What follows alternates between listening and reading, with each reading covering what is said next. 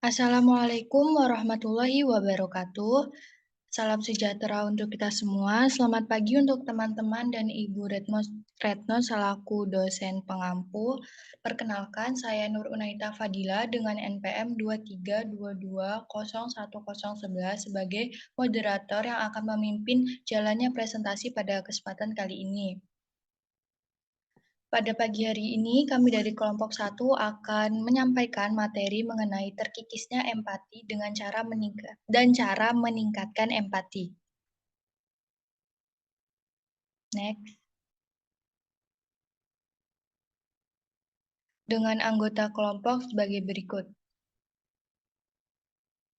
Materi yang pertama yaitu definisi empati yang akan disampaikan oleh Juwita. Kepada Juwita disilahkan. Empati adalah kemampuan merasakan apa yang orang lain rasakan. Empati juga melibatkan kemampuan kognitif, yaitu kemampuan memahami perspektif cara pandang orang lain dengan tujuan memahami apa yang dirasakan orang lain. Baik, terima kasih Juwita. Selanjutnya,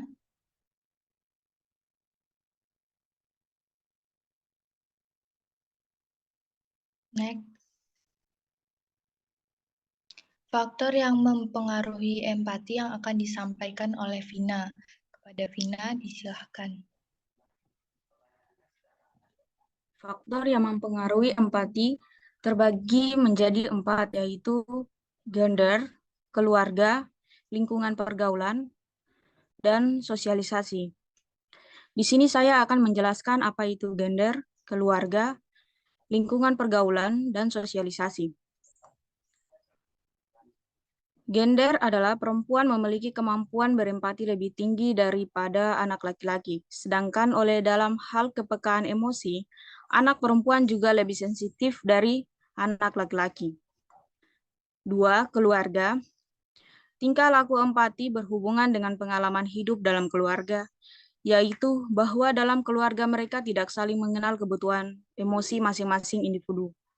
Terlebih, mereka lebih sering menghadirkan model-model agresi, kekerasan, ataupun pemaksaan. 3. Lingkungan pergaulan. Lingkungan keluarga memang berperan penting dalam mendasari perkembangan kepribadian, khususnya empati. 4.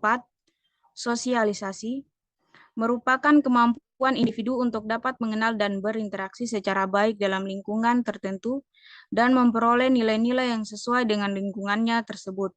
Dengan adanya sosialisasi ini, akan memungkinkan seseorang dapat merasakan emosi yang berbeda-beda dari banyak orang sekitarnya dan orang lain yang berpikir tentang orang lain dari pengalaman bersosialisasi.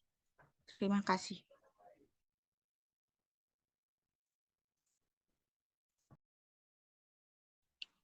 Oke, next.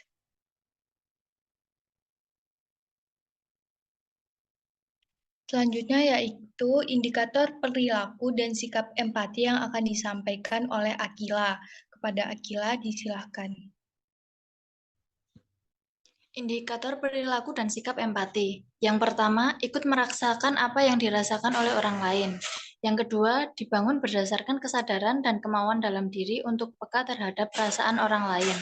Yang ketiga, peka terhadap bahasa nonverbal yang diperlihatkan orang lain. Contohnya seperti mimik wajah, intonasi suara, dan gerakan tangan.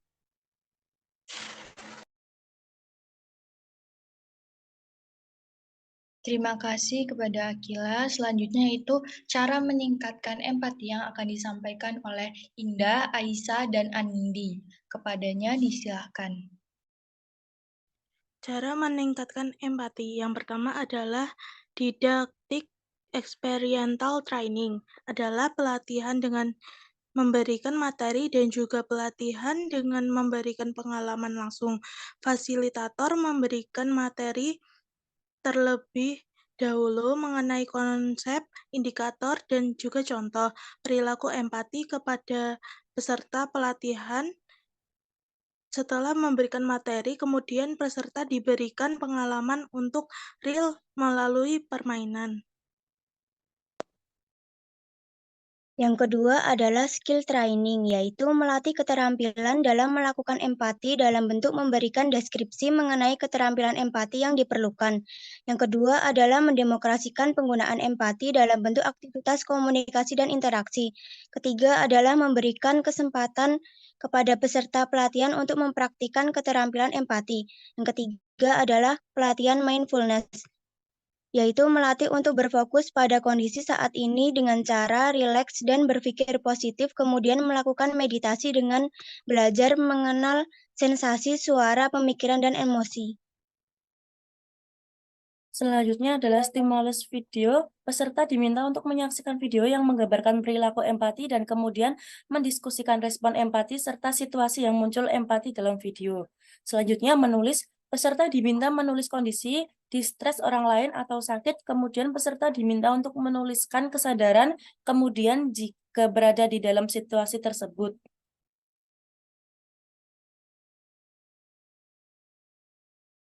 Oke, next. Selanjutnya yaitu kami akan menjawab LO yang terdapat pada tugas berikut. Yang pertama yaitu faktor apa saja memicu bunuh diri pada remaja dalam kasus di atas, baik dari lingkungan keluarga, lingkungan teman, dan lingkungan sekolah termasuk guru. Yang akan dijawab oleh Vira. Kepada Vira disilakan. Baik, saya akan menjawab LO yang pertama. Dalam kasus tersebut, ada beberapa faktor yang mempengaruhi remaja melakukan bunuh diri. Seperti yang pertama adalah tekanan hidup yang semakin tinggi. Tekanan tersebut bisa dari sekolah, keluarga, ataupun lingkungannya. Lalu yang selanjutnya ada gaya hidup. Gaya hidup juga menjadi salah satu faktor untuk bunuh diri, yang dimana masyarakat semakin individualis, tidak mau merangkul atau terkesan cuek dengan lingkungannya. Selanjutnya ada krisis empati, di mana kekurangan rasa kasih sayang dan rasa peduli membuat individu tersebut menjadi putus asa, karena tidak adanya dukungan dari teman atau keluarga ataupun lingkungannya. Hal tersebutlah yang menjadikan atau mengakibatkan seseorang individu memiliki ide dan atau melakukan bunuh diri. Kita lanjut ke LOB dulu. Apakah munculnya kasus di atas dipicu karena rendahnya empati antar sesama pelajar, anggota keluarga, dan sekolah? Yang akan dijawab oleh Aldila. Kepadanya disilakan.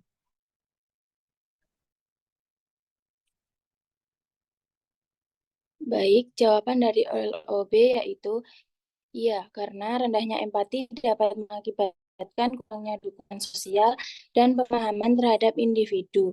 Kemungkinan yang mempengaruhi perilaku siswa di sekolah mengenai nilai dan tugas sekolah. Lalu akibat dari anggota keluarga kemungkinan adanya keterpurukan karena baru mengalami kejadian yang traumatik yaitu orang tuanya meninggal.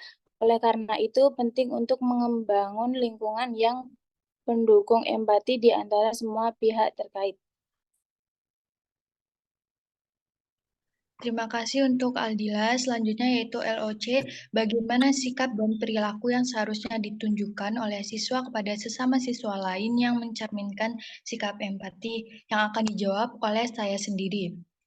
Baiklah, kasus bunuh diri yang terjadi seperti kasus di atas itu dapat dipicu karena rendahnya atau kurangnya rasa empati dari berbagai pihak di lingkungan sekitar, terutama di lingkungan sekolah. Kita sebagai teman atau pelajar bisa menjadi seseorang yang mau meluangkan waktu bersama mereka, mendengarkan, menanggapinya dengan serius, dan membantu mereka membicarakan pikiran dan perasaannya. Rasa empati yang kita berikan sangat berpengaruh dan bisa mengurangi kasus bunuh diri terutama pada siswa. Baik, cukup. Selanjutnya yaitu LO yang D. Upaya apa yang dilakukan oleh sesama teman untuk meningkatkan perhatian dan rasa cinta kasih terhadap teman sehingga kasus bunuh diri di atas dapat dicegah? Yang akan dijawab oleh Niko. Kepada Niko disilahkan.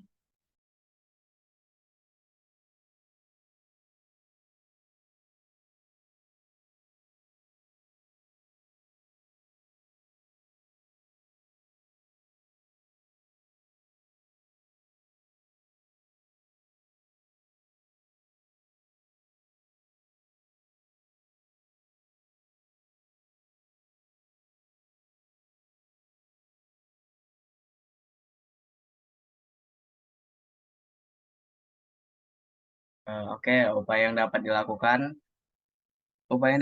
oleh sesama teman untuk meningkatkan perhatian dan rasa cinta kasih terhadap teman sehingga kasus bunuh diri di atas dapat dicegah adalah mungkin teman-teman dapat membiasakan diri untuk memahami perasaan dan kondisi orang lain ya. Yang kedua ada melakukan tindakan kecil seperti menyapa, eh, menegur teman, atau memberikan pertolongan, menunjukkan sikap dan mendengarkan yang baik ketika teman sedang berbagi masalah atau pengalaman pribadi agar si korban tidak merasa sendiri. Yang ketiga ada melibatkan diri dalam kegiatan sosial seperti kegiatan amal atau relawan, mungkin agar si korban tidak tidak selalu merasa sendiri begitu.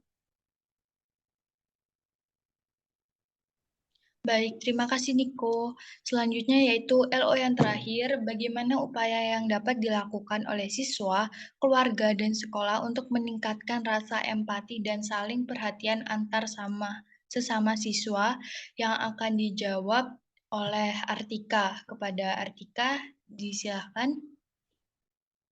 Baik, untuk LO terakhir, upaya yang dapat dilakukan oleh siswa, keluarga, dan sekolah untuk meningkatkan rasa empati dan saling perhatian antar sesama siswa, yaitu memberikan strategi bimbingan kelompok, yaitu upaya bantuan kepada 2-10 siswa yang bergabung dalam satu kelompok, yang bertujuan supaya konseli dapat membuat pencegahan masalah, pengembangan keterampilan hidup yang dibutuhkan, serta pemeliharaan nilai-nilai. Keluarga adalah sekolah pertama pembentukan karakter dan juga tempat sosialisasi pertama bagi anak dan bertugas menanamkan nilai-nilai moral, keagamaan, dan sosial. Karakter anak atau empati berkembang secara optimal jika keluarga menerapkan pola asuh demokratis. Untuk mendorong hubungan humoris antara keluarga dan sekolah, maka dukungan keluarga dan keterlibatannya dalam kegiatan di sekolah sangat penting. Baik, terima kasih untuk Artika. Selanjutnya yaitu semua LO dan beberapa materi sudah disampaikan. Terima kasih kepada teman-teman yang sudah menyampaikan materinya. Saya cukupkan presentasi untuk pagi hari ini. Terima kasih. Saya akhiri. Wassalamualaikum warahmatullahi wabarakatuh.